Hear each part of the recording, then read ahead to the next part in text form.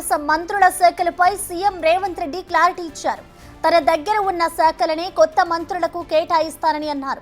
ప్రస్తుతం సీఎం దగ్గర home, municipal, క్రీడా, విద్యతో పాటు 11 కీలక శాఖలు ఉన్నాయి. తాను అధికారంలో ఉన్నంత వరకు కేసీఆర్ కుటుంబానికి కాంగ్రెస్ లోకి ఎంట్రీ లేదన్న సీఎం, కేసీఆర్ కుటుంబ సభ్యులే తెలంగాణకు శత్రువులని అన్నారు. తెలంగాణ, కర్ణాటకలో కులగణన విజయవంతమైందని, ఆ వివరాలు పంచుకోవడానికే ఢిల్లీ వచ్చారని సీఎం రేవంత్ చెప్పారు.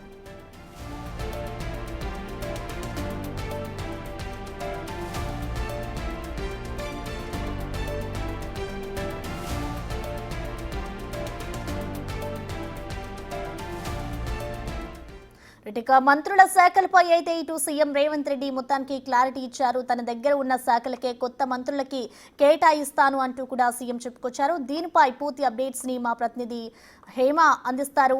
హేమ, మనం చూస్తున్నాం ఇటు ఎవరైతే కొత్తగా మంత్రులుగా ఎన్నికయ్యారో వాళ్ళకి ఇటు శాఖల్ని కూడా కేటాయించేందుకు ఇటు ప్రభుత్వం అయితే సిద్ధమైపోయింది. సో మొత్తానికి ఇటు కాంగ్రెస్ లో ఖాళీగా ఉన్న పోస్టులన్నింటినీ కూడా భర్తీ చేసేందుకు కూడా సిద్ధమైంది. సో ఎవరెవరికి ఎలాంటి శాఖలు కేటాయించే అవకాశం ఉంది? ప్రెసెంట్ ఇటు కాంగ్రెస్ లో ఏ శాఖలు ఖాళీగా ఉన్నాయనుకోవచ్చు? మొత్తానికి అటు ముఖ్యమంత్రి రేవంత్ రెడ్డి ఢిల్లీ పర్యటన ముగిసింది. హైదరాబాద్కి బయలుదేరారు. హైదరాబాద్కి వస్తున్నటువంటి సమయంలో ఢిల్లీలో ఉన్నటువంటి మీడియా రిపోర్టర్లు ముఖ్యమంత్రి రేవంత్ రెడ్డిని మాట్లాడించేటటువంటి ప్రయత్నం చేసినటువంటి సమయంలో ముఖ్యమంత్రి రేవంత్ రెడ్డి సంచలనమైనటువంటి కామెంట్ చేశారని చెప్పుకోవచ్చు. తెలంగాణలో తాజా రాజకీయాలపైన మాట్లాడుతూనే అటు ఈరోజు కేసీఆర్ విచారణకు హాజరైనటువంటి కాళేశ్వరం పైన కూడా మాట్లాడారు. సేమ్ టైం గత 4 రోజుల నుంచి ఎప్పుడెప్పుడా అంటూ ఎదురు చూస్తున్నటువంటి శాఖల కేటాయింపు పైన కూడా మాట్లాడారు.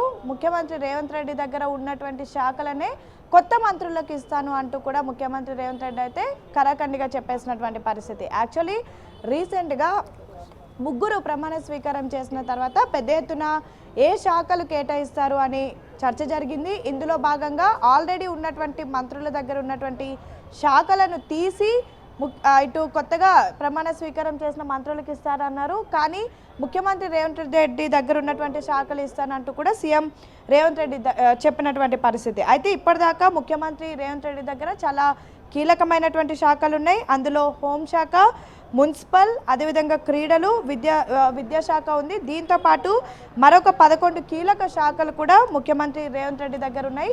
మరి చూడాలి వీటిలో ఏ శాఖలను కొత్త మంత్రులకు కేటాయిస్తారనేది మాత్రం స్టిల్ క్వశ్చన్ మార్క్గా మారింది. ఇప్పటి వరకు మనకున్నటువంటి సమాచారం ప్రకారం అటు వివేక్ వెంకటస్వామికి విద్యాశాఖ ఇస్తూ మిగతా క్రీడలు శాఖ అటు వాకిటి శ్రీహరికి ఇస్తారు అంటూ కూడా పెద్ద ఎత్తున చర్చ జరుగుతూ ఉంది. మిగతా అడ్లూరి లక్ష్మణ్ కానివ్వండి, మిగతా వాళ్ళకి ఏ శాఖలు కేటాయిస్తారనేది మాత్రం ముఖ్యమంత్రి రేవంత్ రెడ్డి వచ్చిన తర్వాత తెలుస్తుంది. అయితే ఈసారి ఢిల్లీ పర్యటనలో శాఖల గురించి కానివ్వండి, తెలంగాణ రాజకీయాల గురించి ఏం మాట్లాడలేదు. కేవలం కర్ణాటకలో చేయబోయేటటువంటి కులగణనకు సంబంధించిన వివరాలు పంచుకోవడానికి మాత్రమే వెళ్ళాను. దీనికి సంబంధించి కేసీ వేణుగోపాల్తో, మల్లికార్జున ఖర్గేతో మాట్లాడానంటూ కూడా ముఖ్యమంత్రి రేవంత్ రెడ్డి చెప్పినటువంటి అంశం. ఇక ప్రధానంగా కేసీఆర్ కుటుంబం పైన కూడా ముఖ్యమంత్రి రేవంత్ రెడ్డి ఆసక్తికర వ్యాఖ్యలు చేశారు. తెలంగాణకి కేసీఆర్ కుటుంబమే పెద్ద ఇదిగా మారింది అంటూ కూడా చెప్పారు. సో కేసీఆర్ కుటుంబం సభ్యులే తెలంగాణకు పెద్ద ఎత్తున శత్రువులు అంటూ కూడా చెప్పారు. అండ్ సేమ్ టైం రీసెంట్గా పెద్ద ఎత్తున కవిత కొత్త పార్టీ పెట్టబోతున్నారు అని ఒకవైపు వార్తలు వచ్చాయి. మరొక వైపు కవిత కాంగ్రెస్ పార్టీలో చేరబోతోంది అంటూ పెద్ద ఎత్తున వార్తలు వినిపించాయి. వీటికి చెక్ పెడుతూ కూడా ముఖ్యమంత్రి రేవంత్ రెడ్డి సంచలన వ్యాఖ్యలు చేశారు. తాను అధికారంలో ఉన్నటువంటి రోజులు అన్నీ అసలు బీఆర్ఎస్ నేతలకు కాంగ్రెస్లో ఎంట్రీ ఉండదు అంటూ కూడా కామెంట్ చేసినటువంటి పరిస్థితి. తెలంగాణకు పెద్ద శత్రువులు కేసీఆర్ కుటుంబమే. అలాంటి కుటుంబాన్ని కాంగ్రెస్ పార్టీలో చేర్చుకోము, బీఆర్ఎస్ నేతలకు కాంగ్రెస్లో నో ఎంట్రీ అంటూ కూడా కామెంట్ చేశారు. అండ్ సేమ్ టైం కాళేశ్వరం పైన మరొక 2 రోజుల్లో ప్రెస్ మీట్ పెడతాను, తెలంగాణ రాష్ట్ర ప్రజలకు కాళేశ్వరం అవకతవకలపైన వివరిస్తాను, వీలైతే పవర్ పాయింట్ ప్రజెంటేషన్ కూడా ఇస్తానంటూ కూడా రేవంత్ రెడ్డి చెప్పడం జరిగింది. సేమ్ టైం తెలంగాణ అభివృద్ధిని అడ్డుకుంటుంది కిషన్ రెడ్డియే.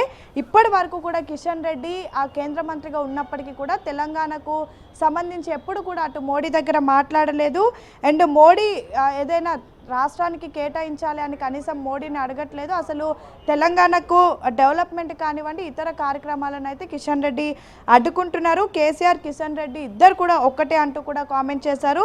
రాష్ట్రంలో జరిగిన మంత్రివర్గ విస్తరణ పైన ఎలాంటి చర్చ చేయలేదు, కేవలం కర్ణాటకకు సంబంధించినటువంటి కులగణన పైనే మాట్లాడాను అంటూ కూడా చెప్పినటువంటి పరిస్థితి.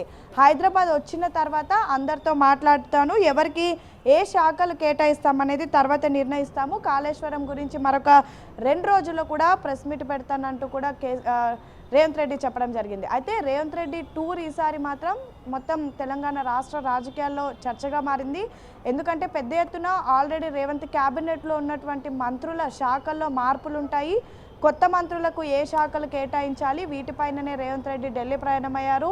కేసీ వేణుగోపాల్ని కలిశారు, ఖర్గేని కలిశారు అంటూ పెద్ద ఎత్తున కాంగ్రెస్ నేతల్లో చర్చ జరిగినప్పటికీ వాటన్నిటికీ చెక్ పెడుతూ శాఖల గురించి మాట్లాడలేదు, కేవలం కర్ణాటకలో కులగణకు సంబంధించే మాట్లాడానంటూ కూడా కామెంట్ చేశారు. అండ్ సేమ్ టైం తన దగ్గర ఉన్నటువంటి శాఖలనే కొత్త మంత్రులకు ఇస్తాను అంటూ కూడా ఈ శాఖలకు సంబంధించినటువంటి ఒక ఎపిసోడ్కి అయితే చెక్ పెట్టారని చెప్పుకోవచ్చు. ఇక అదే సమయంలో అటు కిషన్ రెడ్డి పైన కేసీఆర్ పైన కూడా కామెంట్ చేశారు. సో ఈరోజు కేసీఆర్ అటు కాళేశ్వరం విచారణకు హాజరయ్యారు. పదే తాము తప్పు చేయలేదు అంటూ బీఆర్ఎస్ పార్టీ చెప్తున్నప్పటికీ కాంగ్రెస్ నేతలు మాత్రం పెద్ద ఎత్తున కాళేశ్వరంలో అవకతవకలు జరిగాయి, కాళేశ్వరం ప్రాజెక్టు పైన ఎక్కువ అమౌంట్ చెల్లించారు, అదంతా కూడా కాళేశ్వరం అనేది బీఆర్ఎస్ పార్టీకి ఒక ఏటీఎం లాగా మారింది, కల్వకుంట్ల ఫ్యామిలీకి ఒక ఏటీఎం లాగా మారింది అంటూ కూడా పెద్ద ఎత్తున చెప్తున్నటువంటి పరిస్థితి. సో ఇలాంటి సమయంలో ఈరోజు కేసీఆర్ విచారణకు అయ్యారు. నెక్స్ట్ ఎలాంటి పరిణామాలు చోటు చేసుకోబోతున్నాయి అండ్ మోరోవర్ ముఖ్యమంత్రి రేవంత్ రెడ్డి 2 రోజుల్లో ప్రెస్ మీట్ పెట్టి ఏం చెప్పబోతున్నారు అనేది మాత్రం ఆసక్తి నెలకొందనే చెప్పుకోవచ్చు. అండ్ సేమ్ టైం ఏదైతే కులగణనకు సంబంధించి అటు కేసీఆర్, హరీష్ రావు, కేటీఆర్, కిషన్ రెడ్డి వాళ్ళందరింటికి కూడా వెళ్ళి వాళ్ళకి సంబంధించినటువంటి వివరాలు సేకరించాలి, బీసీ కులగణనలో పార్టిసిపేట్ చేసే విధంగా చూడాలని హైదరాబాద్ కలెక్టర్కు ప్రత్యేకంగా సూచించాను. కానీ కేసీఆర్, కేటీఆర్, కిషన్ రెడ్డి, హరీష్ రావు సర్వేలో వివరాలు పంచుకోలేదు అంటూ కూడా తను చెప్పడం జరిగింది. సేమ్ టైం కేసీఆర్, కేటీఆర్, ఎవరైతే కిషన్ రెడ్డి వీళ్ళంతా కూడా ఒకటే అంటూ కూడా చెప్పడం జరిగింది. సో మొత్తానికైతే ఢిల్లీ పర్యటన ముగించుకొని హైదరాబాద్ వస్తున్నటువంటి రేవంత్ రెడ్డి చిట్చాట్లో భాగంగా కీలక అంశాలను పేర్కొన్నారు. సో చూడాలి మరి వచ్చిన తర్వాత ఎవరికి ఏ శాఖలు కేటాయిస్తారు అనేది మాత్రం వేచి చూడాలి. అండ్ నిజంగా వస్తున్నటువంటి వార్తల్లో ఎంతవరకు నిజం ఉందో చూడాలి. ఎందుకంటే ఆల్రెడీ కొంతమంది మంత్రుల దగ్గర ఎక్కువ శాఖలు ఉన్నాయి, వాటిని కూడా తొలగించి కొత్త వారికి ఇస్తారు, లేదంటే ఉన్నటువంటి వాళ్ళలోనే షఫలింగ్స్ అవుతాయి. అటు ముఖ్యమంత్రి రేవంత్ రెడ్డి దగ్గర ఉన్నటువంటి హోంశాఖ బట్టి విక్రమార్కకి ఇస్తారు, బట్టి దగ్గర ఉన్నటువంటి ఫినాన్స్ శాఖని అటు శ్రీధర్ బాబుకి ఇస్తారు, సేమ్ టైం కోమటిరెడ్డి దగ్గర ఉన్నటువంటి ఒక శాఖని తొలగిస్తారు. అండ్ జూపల్లి కృష్ణారావు దగ్గర ఉన్నటువంటి ఏదైతే టూరిజం ఉందో ఆ శాఖని తీసుకొని అటు కొత్తగా ప్రమాణ స్వీకారం చేసినటువంటి వాకిటి శ్రీహరికి ఇస్తారు. అండ్ కొండా సురేఖ దగ్గర ఉన్నటువంటి ఫారెస్ట్ కానివ్వండి, ఎన్విరాన్మెంట్లో ఒకటి తొలగిస్తారు. ఇలా అనేక వార్తలు వినిపిస్తూ ఉన్నాయి. కాంగ్రెస్లో పెద్ద ఎత్తున చర్చ జరుగుతోంది, నేతల మధ్య కూడా దీని గురించి చర్చ జరుగుతోంది. మరి ముఖ్యమంత్రి తన దగ్గర ఉన్నటువంటి కీలక శాఖలు హోంశాఖ, విద్యాశాఖ, మున్సిపల్ డెవలప్మెంట్ వీటిలో ఈ ముగ్గురికి ఏమైనా ఇస్తారా, లేదంటే వేరే వాళ్ళ దగ్గర తీసిస్తారా, అసలు ఎవరికి ఏ శాఖలు కేటాయిస్తారా అనేది మాత్రం వేచి చూడాలి. హైదరాబాద్ వచ్చిన తర్వాత అందరినీ పిలుచుకొని మాట్లాడి ఎవరికి ఏ శాఖలు కేటాయించాలో కూడా మరొక 2 రోజుల్లో కూడా చెప్తాము అంటూ కూడా ముఖ్యమంత్రి రేవంత్ రెడ్డి చెప్తున్నారు. సేమ్ టైం తాను ఉన్నన్ని రోజులు బీఆర్ఎస్ పార్టీకి అయితే కాంగ్రెస్లో ఎంట్రీ లేదంటూ కూడా సంచలనమైనటువంటి కామెంట్ చేశారు.